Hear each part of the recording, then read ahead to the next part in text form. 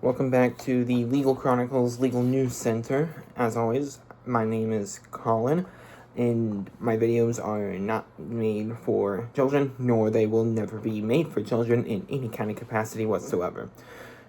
Welcome to a brand new series called the Legal Runaround, where I provide you, the viewer, a breakdown of all the significant issues currently pressing the court system or government in 45 seconds or less.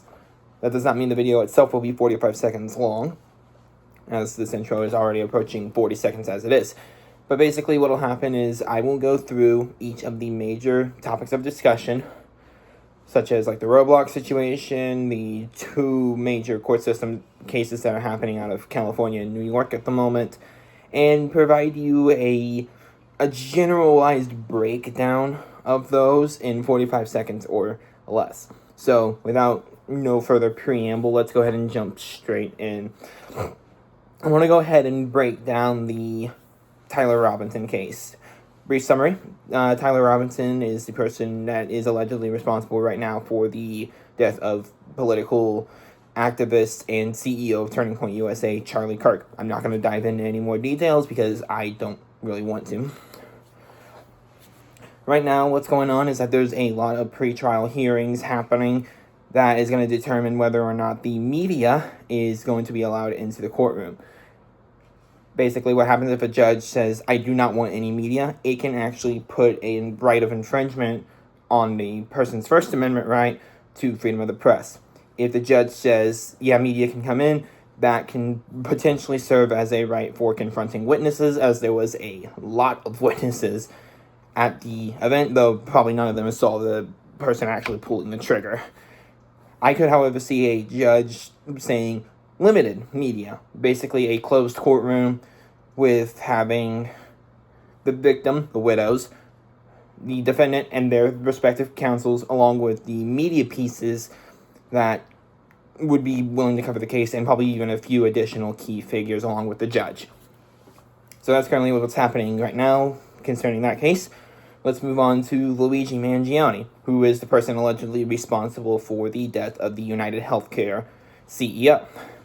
We don't know much more about that case at the moment. However, assuming that the guy has not been arraigned already, that is going to be the next step that's going to happen.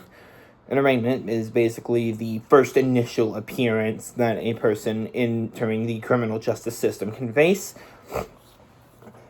And Mangione would go up in front of that particular judge, enter a plea of guilty or not guilty, depending on the circumstances. If he retains counsel, there's a good chance that it's going to be an automatic not guilty plea, waiving formal reading of the charges as per general procedure guidelines established by academic scholars or even just a general understanding of how legal counsel would work. Thirdly, we're going to discuss the highly contested, very much talked about situation with Roblox. The Roblox Corporation is an all-in-one game, for creating games, letting kids as young as 5 years old play them, and many states, including my home state of Kentucky, are in the process of lawsuits against the corporation for their child safety, or lack thereof, child safety systems. In short, they have rolled out age verification systems, so people have found a way to deepfake those. And apparently Florida, which they have been doing so, the state of Florida is looking at criminal charges. But the big thing that I can see happening is that a federal judge is going to step in and say, let's combine all of these cases together in what is known as a bellwether trial. That is basically what that is. Uber, if you are interested in looking it up, has these exact same situations going on where it's multiple individuals suing one corporation. In this case, it's multiple individual states suing a gaming corporation like Roblox. And what would happen, because there is a criminal matter potential here, what I could see that same federal judge saying is, let's hold off on pursuing these civil trials until Florida's criminal matter gets resolved, because it is of the general understanding that criminal matters tend to come before any kind of civil matters. So to wrap everything up, that is your legal runaround for the week. And I will see you guys either in the next video or the next time I do another runaround. Have a good day and stay safe and stay legal.